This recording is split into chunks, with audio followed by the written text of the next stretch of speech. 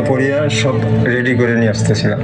দিয়েছে কমে ঘোষ আমার মেয়েটাকে পাখির মতন গুলি করে সিজন মাইরা কারো তারে ঝুলিয়ে দিয়েছিলাম। আমার ফেলানিকে এইখানে ঝুলে রাখছে, ওই কাটা তারের মাথায় ঝুলে রাখছিল, কিন্তু আমি এখনো বিচার পাইনি। বিচার পাবো কি? আমাদের দেশের সরকার উল্টো তাদের পক্ষে কথা বলছিল, যেহেতু আমাদের বাংলাদেশের সরকার ছিল আমলিগ শেখ হাসিনা, তাদের ভারতের পক্ষ হয়ে কথা বলছে। আমরা ওরকম সরকার চাই না, আমরা চাই এরকম সরকার যে আমাদের পক্ষ হয়ে কথা বলে, যে কোনো কিছু চাওয়ার সাহস করতে পারে। আসেন সামনে নির্বাচন, ভোট দিয়ে আমাদের ক্ষমতা বুঝে নেন। এই নির্বাচনে কে জিতবে?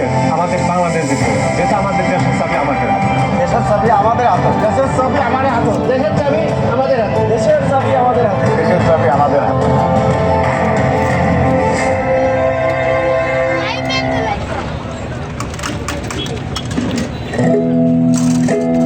কতটা তুমি হারালে বন্ধু, কেঁদেছে অন্তর।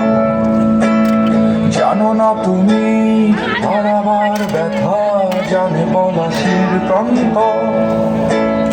কতটা তুমি হারালে আনাস 24-এর একদিন অপচয় করে চোখটা একটা নতুন বাংলাদেশ বিনির্মাণের স্বপ্ন দেখে আমাদের সন্তানরা শহীদ হয়েছিল। সেই নতুন বাংলাদেশ বিনির্মাণে অংশ নিন। একদিনে 2 ভোট, সংসদ নির্বাচনে ভোট দিয়ে ঠিক করুন কেমন সরকার চান, আর গণভোটে ভোট দিয়ে ঠিক করুন ভবিষ্যতের বাংলাদেশ কেমন চান। সংস্কার চাইলে, পরিবর্তন চাইলে গণভোটে হ্যাঁতে সিল মারুন, সংস্কার না চাইলে নাতে সিল মারুন। মনে রাখবেন, এই পরিবর্তনের জন্যই আমাদের সন্তানরা শহীদ হয়েছিল, আহত হয়েছিল, রাস্তায় নেমেছিল। একটা ইনসাফ ভিত্তিক দুর্নীতিমুক্ত বাংলাদেশ যখন গঠন হবে, তখনই আমাদের সন্তানদের এই আত্মত্যাগ সফল হবে। দেশের চাবি আমাদের হাতে।